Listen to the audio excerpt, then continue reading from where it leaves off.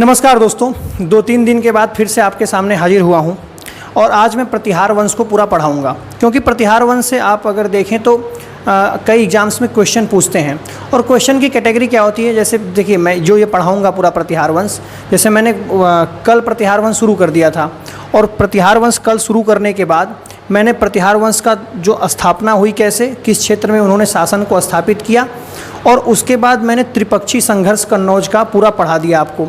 और उसके बाद आपसे ये वादा किया था कि जब अगले वीडियो में आऊँगा तो प्रतिहार वंश के सारे शासकों के बारे में क्रम से बताऊंगा कि क्या क्या उनकी उपलब्धियां रही, या किस किस तरह से उन्होंने लड़ाइयां लड़ी, या क्या क्या काम उन्होंने किया।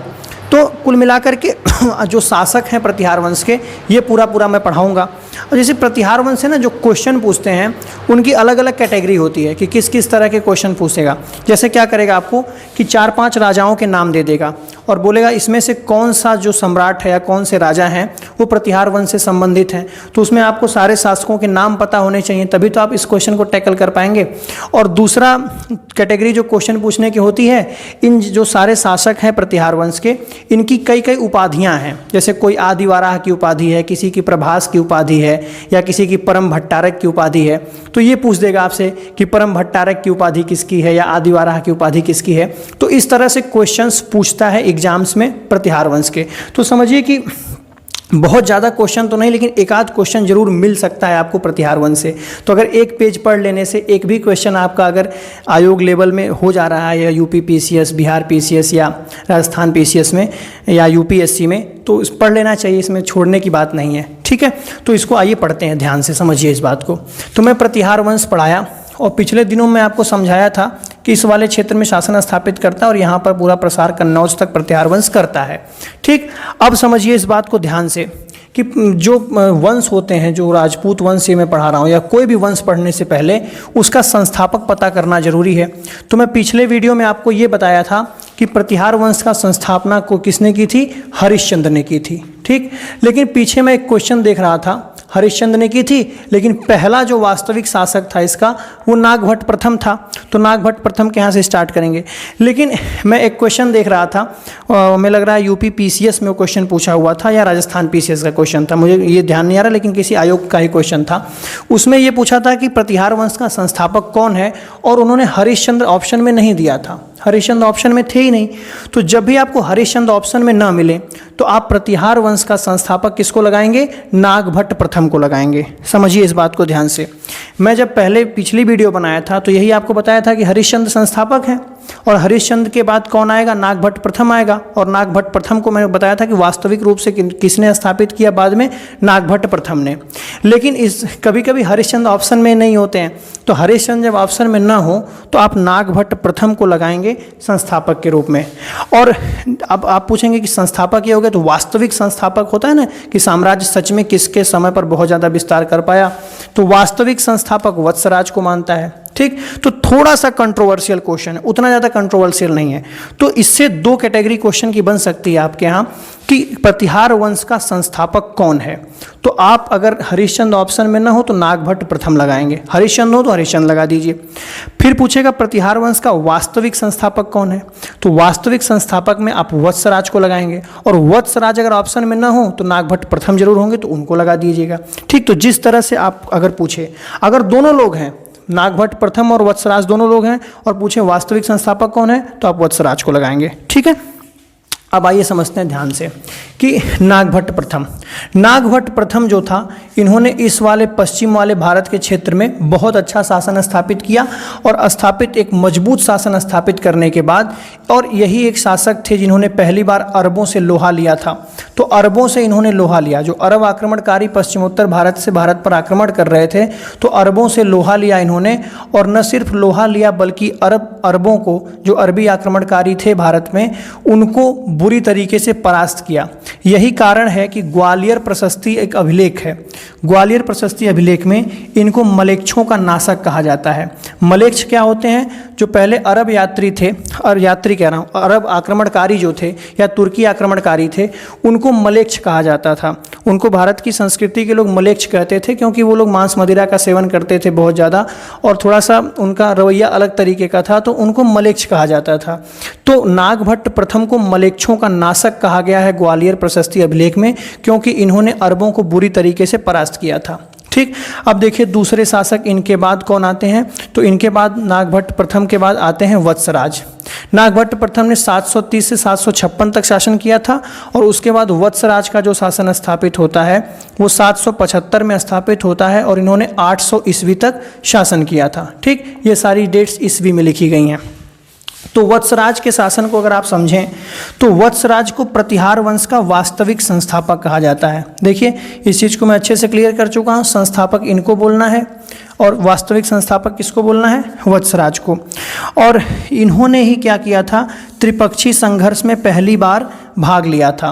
मैंने आपको पिछले वीडियो में कन्नौज का त्रिपक्षीय संघर्ष पूरी तरीके से समझा दिया है, कैसे हुआ था और क्यों हुआ था। और यही जो शासक हैं वत्सराज, इन्होंने त्रिपक्षीय संघर्ष में पहली बार भाग लिया था, और त्रिपक्षीय संघर्ष में भाग लिया इन्होंने, तो उस युद्ध में इन्होंने धर्मपाल को हराया था। धर्मपाल कौन था, पाल शासक था, जो भारत के पूर्वी इलाके में पाल शासन कर रहे थे और भारत के दक्षिणी इलाके में राष्ट्रकूट शासन कर रहे थे। तो इन्होंने धर्मपाल को पराजित किया, और लेकिन ध्रुव से हार गए। ध्रुव कौन था, ध्रुव एक राष्ट्रकूट शासक था। तो इन्होंने धर्मपाल को तो पराजित किया कन्नौज के त्रिपक्षीय संघर्ष में, लेकिन ध्रुव नाम के शासक से हार गए। ये ध्रुव एक राष्ट्रकूट शासक था। ये वत्सराज का कहानी हो गया। अब वत्सराज के बाद वत्सराज के बेटे आए, जिनका नाम था नागभट्ट द्वितीय, और नागभट्ट द्वितीय ने 800 ईस्वी से लेकर के 833 ईस्वी तक शासन किया। ठीक, 875 से 800 तक शासन करके वत्सराज चले गए।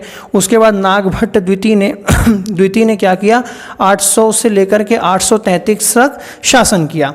ठीक, अपने शासन काल में इन्होंने क्या किया, कन्नौज पर अधिकार कर लिया। ठीक, मैंने आपको कन्नौज वाले त्रिपक्षीय संघर्ष में ये सब पूरा बहुत बेहतर तरीके से समझा दिया है, इसीलिए मैं बहुत ज़्यादा इसमें डिटेल नहीं कर रहा हूँ। ठीक है, तो इन्होंने ही पहली बार क्या किया था, कन्नौज पर अधिकार किया था और कन्नौज को अपनी राजधानी बनाई थी।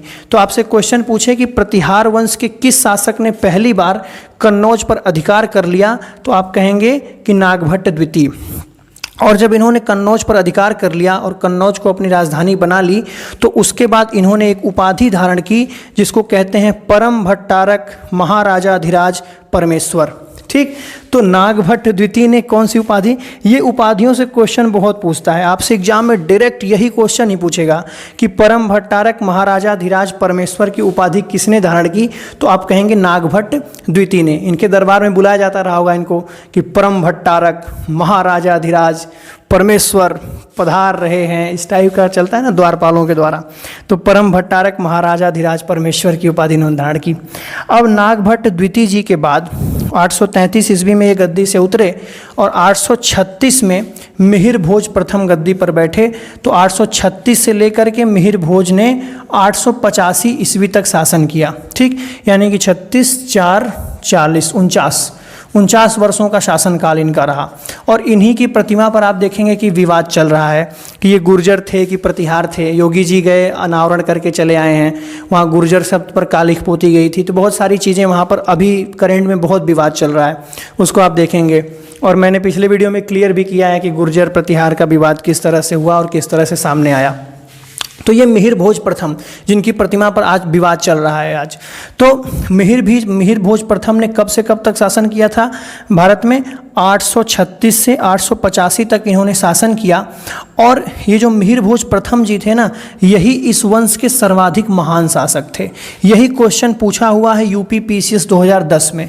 यूपी पीसीएस 2010 में क्वेश्चन पूछा था कि प्रतिहार वंश के सबसे महान शासक कौन थे, तो आप कहेंगे मिहिर भोज प्रथम। ठीक, तो मिहिर भोज प्रथम सर्वाधिक महान शासक हो गए। अब सर्वाधिक महान शासक तो हो गए, क्यों सर्वाधिक महान शासक हैं ये आप थोड़ा सा खोजिए इंटरनेट पर, क्योंकि ये थोड़ा सा आप देखिए आपसे अगर प्री में क्वेश्चन पूछेगा तो ऑप्शन वाला होता है, उसमें तो ये पूछ नहीं सकता क्यों सबसे महान थे। लेकिन ये जो आप जो प्री का एग्जाम होगा उसमें इसी तरह से क्वेश्चन पूछेगा कि सर्वाधिक महान शासक कौन थे।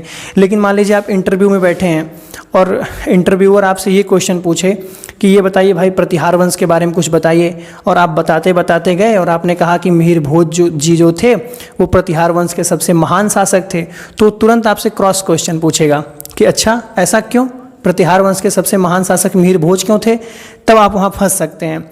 इसीलिए आप इंटरनेट पर इनके सारे कामों को खंगाल लीजिए कि किस किस कारणों से इनको सबसे महान कहा जाता है। सब काम तो मैं करके दूंगा नहीं, आपको दूंगा ही नहीं, इंटरनेट पे खोजेंगे सब मिल जाएगा। अब देखिए इनके प्रतिमा पर विवाद चल रहा है, तो बहुत सारी जानकारी अब ऑलरेडी इंटरनेट पे आ चुकी है, तो मैं इस पर बहुत ज़्यादा नहीं बोलूँगा। मैं एक सीक्वेंस में आपको हिंट कर दिया कि आपको क्या पढ़ना है इनके बारे में मेरे बाद, ठीक।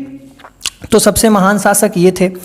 इनके बारे में जो जानकारी मिलती है वो कल्हड़ की राजतरंगिणी से और एक अरब यात्री आया था सुलेमान, उनके विवरणों से इनकी जानकारी मिलती है कि मिहिर भोज ने क्या क्या काम किया और किस किस तरह से शासन उन्होंने स्थापित किया। मिहिर भोज की भी राजधानी कन्नौज थी, कन्नौज यूपी का इलाका, मैं समझाया हूँ अच्छे से। तो कन्नौज पर इन्होंने शासन किया, कन्नौज राजधानी बना करके, और ये विष्णु भक्त थे। ये क्वेश्चन देखिए अभी करंट में यूपी आरओ एग्जाम 2017 में क्वेश्चन पूछा गया कि आदि वराह की उपाधि किसने धारण की और प्रभास की उपाधि किसने धारण की। तो आप यहाँ से बिल्कुल अच्छे से याद रखेंगे कि जो मिहिर भोज प्रथम थे ये विष्णु जी के भक्त थे, और इतना बहुत परम भक्त थे विष्णु जी के, विष्णु जी की पूजा किया करते थे। और इसी कारण से इन्होंने अपनी जो उपाधि धारण की थी वो आदि वराह की उपाधि और प्रभास की उपाधि धारण की थी, जिसमें आदि वराह की उपाधि तो बहुत इंपॉर्टेंट है, इससे बार बार क्वेश्चन आता है कि आदि वराह की उपाधि किसने धारण की। तो वराह का मतलब पता क्या होता है? वराह का मतलब होता है सुअर। वराह का मतलब सुअर या सुकर, जो सुअर घूमते हैं ना, आप देखते हैं, तो सुअर की उपाधि इन्होंने धारण की, आदि वराह। तो ये मत सोचिए कि सुअर की उपाधि, राजा सुअर की उपाधि क्यों धारण करा, सुअर तो निकृष्ट जानवर है, नहीं, ऐसा नहीं है। भगवान विष्णु ने सुअर का अवतार लिया था, सुकर अवतार, जिसको वराह अवतार कहते हैं। भगवान विष्णु का पहला अवतार मत्स्य अवतार, फिर कूर्म अवतार, फिर वराह अवतार, इसी तरह से करते करते राम अवतार, परशुराम का अवतार था, वामन का अवतार था। तो उसी अवतारों में, विष्णु जी के अवतारों में एक अवतार सुअर का भी अवतार था। तो इसी कारण से इन्होंने आदि वराह की उपाधि धारण की और प्रभास की उपाधि धारण की, ठीक है। तो ये आरओ 2017 में क्वेश्चन पूछा था, ध्यान रखेंगे इस बात को, आगे भी पूछ सकता है। पाल, अब ये जो मिहिर भोज जी थे महान शासक थे राष्ट्र इसमें प्रतिहार वंश के, लेकिन इन्हें ये दो शासकों से हारे थे, राष्ट्रकूट शासक ध्रुव से और पाल शासक देवपाल से ये पराजित हुए थे। इनको पराजय का सामना करना पड़ा था। राष्ट्रकूट शासक, यहाँ पे जो राष्ट्रकूट शासन दक्षिण भारत में था, वहाँ के ध्रुव नाम के शासक से, और एक पाल नाम के शासक देवपाल, है ना। मैं बार बार आपको ये चीज़ें बता रहा हूँ, इसको डिटेल इसलिए नहीं कर रहा हूँ ना, क्योंकि पिछले वीडियो में मैं पूरी तरह समझा चुका हूँ कि यहाँ पर प्रतिहार शासन कर रहे थे, यहाँ पाल थे, यहाँ राष्ट्रकूट थे, और बार बार इन्हीं तीनों की लड़ाइयाँ होती थी। तो इसीलिए जब भी आपकी लड़ाई देखेंगे इन्हीं तीनों के बीच में लड़ाई होगी। तो पाल और राष्ट्रकूट शासक दोनों से ये हारे थे, और इनके बारे में भी जानकारी जो मिलती है वो ग्वालियर प्रशस्ति अभिलेख से ही इनके बारे में भी जानकारी पूरी मिलती है, ठीक। बाकी मिहिर भोज के बारे में बहुत ज़्यादा अगर आपको पढ़ना हो, मैं देखिए उतनी ही चीज़ें मैं बता रहा हूँ जितना एग्ज़ाम के बेस पर बहुत इंपॉर्टेंट है। फालतू बातें करने से कोई मतलब नहीं निकलता है। फालतू बातें मैं आपको 10-50 बता दूँ, इसमें से कोई एग्ज़ाम में ना आए। ये ऐसे पॉइंट्स हैं जो एग्ज़ाम्स में लगातार पूछे जाते हैं, और आगे भी पूछा जाएगा तो इन्हीं चीज़ों पर क्वेश्चन पूछे जाएगा, इससे बाहर क्वेश्चन नहीं जाने वाला है। तो इसीलिए आप इसको बिल्कुल आराम से तैयार कर लीजिए, ठीक है। अब देखिए कि मिहिर भोज के बाद मिहिर भोज 885 तक इन्होंने शासन किया, और मिहिर भोज के बाद जो शासक आएंगे उनका नाम है महेंद्रपाल प्रथम, ठीक। महेंद्रपाल प्रथम ने शासन जो स्थापित किया 885 में, और 885 में स्थापित करने के बाद ये 910 तक शासन किया इन्होंने। महेंद्रपाल प्रथम जो थे, इन्होंने इंद्र तृतीय नाम के राष्ट्रकूट शासक को पराजित किया, ठीक। ये देखिए जब भी लड़ाई होगी प्रतिहार, पाल और राष्ट्रकूटों के बीच में ही होगी। तो इंद्र तृतीय जो थे वो राष्ट्रकूट एक शासक थे, राष्ट्रकूट यहाँ पर शासन कर रहे थे, और इंद्र तृतीय को पराजित किसने किया था? महेंद्रपाल प्रथम ने पराजित किया था। और इन्होंने इंद्र तृतीय को पराजित किया था, लेकिन कश्मीर के एक शासक से पराजित हुए थे। तो आपसे क्वेश्चन पूछे कि प्रतिहार वंश का कौन सा शासक कश्मीर के शासक से पराजित हुआ था, तो आप कहेंगे महेंद्रपाल प्रथम। और एक बहुत इंपॉर्टेंट क्वेश्चन कि कि जो एक महान विद्वान थे पूर्व मध्यकालीन भारत के या मध्यकालीन भारत के, उनका नाम था राजशेखर। तो राजशेखर नाम के विद्वान किसके दरबार में रहते थे? तो सबसे पहले इन्हीं के दरबार में रहना वो शुरू किए, महेंद्रपाल प्रथम के। उनका नाम था राजशेखर, बहुत विद्वान आदमी थे और इनके राजगुरु भी वही थे। ठीक, तो राज के जो राजगुरु होते हैं, राजगुरु राजशेखर थे। राजशेखर ने कर्पूर मंजरी, काव्य मीमांसा, विद्वसाल भंजिका, बाल रामायण, इस तरह के बहुत सारे ग्रंथ इन्होंने लिखा है। तो कला और संस्कृति वाले पोर्शन में आप इस चीज़ को ध्यान रखेंगे कि ये क्वेश्चन से आपसे पूछ सकता है। ठीक, कर्पूर मंजरी, काव्य मीमांसा, विद्वसाल भंजिका, बाल रामायण, इस तरह के जो ग्रंथ लिखे गए थे वो राजशेखर के द्वारा लिखे गए थे। ठीक, तो महेंद्रपाल का ये पोर्शन क्लियर हुआ। महेंद्रपाल के बाद उनके पुत्र गद्दी पर बैठे जिनका नाम था महीपाल प्रथम, और महीपाल प्रथम 912 से गद्दी पर बैठे और 944 तक इन्होंने शासन किया। और समझिए इस बात को ध्यान से, ये जो राजशेखर जी थे ना, ये इनके भी दरबार में थे। तो आपसे जब भी क्वेश्चन पूछे तो ये चीज़ ध्यान रखिएगा, वो दे देगा ऑप्शन में महेंद्रपाल प्रथम, महीपाल प्रथम, दोनों या फिर इनमें से कोई नहीं। तो आपको लगाना रहेगा महेंद्रपाल प्रथम और महीपाल प्रथम, दोनों के दरबार में राजशेखर जी रहते थे, राजशेखर नाम के विद्वान थे। ठीक, महीपाल प्रथम भी बहुत कुशल और प्रतापी शासक थे, और इतने कुशल और प्रतापी शासक थे कि जो राजशेखर नाम के विद्वान थे ना, ये इनको आर्यवर्त का महाराजा धीराज कहते थे। ठीक, ये भी देखिए क्वेश्चन बन गया। ये उपाधियों से क्वेश्चन तो इसका फेवरेट है, प्रतिहार वंश से जब भी क्वेश्चन पूछेगा उपाधियों पर क्वेश्चन जरूर पूछेगा। तो जो राजशेखर जी थे इनको क्या कहते थे? महीपाल प्रथम जी को आर्यवर्त का महाराजा धीराज। तो आपसे पूछे कि आर्यवर्त का महाराजा धीराज किसको कहा जाता है, तो आप कहेंगे महीपाल प्रथम को। अब देखिए, एक अल मसूदी नाम का बगदाद का एक यात्री था, वो इन्हीं के शासनकाल में भारत में आया था। और ये जो अल मसूदी था ना, ये बोल नहीं पाता था ढंग से, मतलब बोलने का मतलब हमारी भाषा को ढंग से बोल नहीं पाता था, अपनी भाषा तो ढंग से बोलता ही होगा। तो अल मसूदी इनको क्या कहता था ना, महीपाल प्रथम को बौरा कहता था। बौरा बौरा बौरा बौरा का मतलब बौरा मत समझ लेना, वो बौरा एक्चुअल में वराह कहना चाह रहा था। इनको भी वराह नहीं उपाधि है, तो वराह कहना चाह रहा था लेकिन वराह नहीं कह पा रहा था, तो बौरा कहता था। इसी तरह ये गुर्जर वंश को अल गुर्जर कहता था, गुर्जर प्रतिहार को ना अल गुर्जर कहता था। नहीं, इनके यहाँ कहा जाता अल मसूदी, अल गुर्जर, अल हबीबी, चलो कभी भी, इस टाइप का सिस्टम था। तो अल मसूदी, अल हबीबी, चलो कभी भी, और अल गुर्जर, बौरा, इस तरह की चीज़ें हैं। तो कोई दिक्कत नहीं, हंसना मना है। अब देखिए ध्यान से, इधर देखिए, महेंद्रपाल द्वितीय, अब देखिए महिलपाल तक आते आते आप देखेंगे ना कि ये लोग सभी को देखिए अब किसी न किसी से युद्ध लड़ रहे हैं। तो ये तीनों शक्तियां लगातार आपस में टकराती रहती हैं, जिसको हम क्या कहते हैं, कन्नौज का त्रिपक्षीय संघर्ष कहते हैं। तो कन्नौज के लिए यहाँ पर तीनों पक्षों से बहुत सारी लड़ाइयाँ हुई। तो इससे ये जो गुर्जर प्रतिहार वंश था ना, धीरे धीरे कमज़ोर होता गया, और कमज़ोर होते होते आप देखेंगे कि महीपाल तक आते आते, महीपाल के बाद तो और भी राज्य कमज़ोर हो गया। उसके बाद आप देखेंगे बहुत सारे कमज़ोर शासक आए, एक महेंद्रपाल द्वितीय, देवपाल, विनायक पाल, महीपाल द्वितीय या विजयपाल, इस तरह के बहुत सारे शासक आए और इनकी शक्तियां कम होती गईं, और अंत में 1018 में आप देखेंगे, 1018 में महीपाल जी गद्दी से उतर गए हैं 944 में, और 1018 आते आते आप देखेंगे कि एक राज्यपाल नाम के शासक थे, और राज्यपाल नाम के शासक को महमूद गजनवी ने हरा दिया। महमूद गजनवी याद है, एक तुर्की आक्रमणकारी, और तुर्की आक्रमणकारी महमूद गजनवी जिसने सोमनाथ मंदिर लूटा था, भारत पर 17 आक्रमण किए थे। तो 1018 में जो उसने आक्रमण किया था, उसमें राज्यपाल जो था इस प्रतिहार वंश का, वो पराजित हुआ, और इस राज्यपाल का बेटा त्रिलोचन पाल आगे हुआ, और वो त्रिलोचन पाल भी पराजित हुआ महमूद गजनवी से, और अंत में एक यशपाल नाम का शासक बचा। तो अंतिम शासक आप देखेंगे कि इस प्रतिहार वंश का अंतिम शासक कौन है, यशपाल है। ठीक, तो अंतिम शासक यशपाल हो गया। पहला शासक कौन हो गया, पहला शासक नागभट्ट प्रथम हो गया। वास्तविक संस्थापक वत्सराज हो गए, और सबसे महान शासक कौन हो गए, मिहिर भोज हो गए। तो इन सब क्वेश्चंस को आप ध्यान रखेंगे, इसी सबसे क्वेश्चन आता है। तो यशपाल इसके अंतिम शासक थे, और अंत में ये प्रतिहार वंश बहुत कमज़ोर हो गया, और कमज़ोर होते होते हुआ क्या कि अंत में आकर के गढ़वाल राजवंश ने, गढ़वाल भी एक राजपूत राजवंश है, तो गढ़वाल वंश ने इस प्रतिहार वंश को विस्थापित कर दिया, यहाँ हटा दिया यहाँ से, और खुद कन्नौज पर कब्जा कर लिया।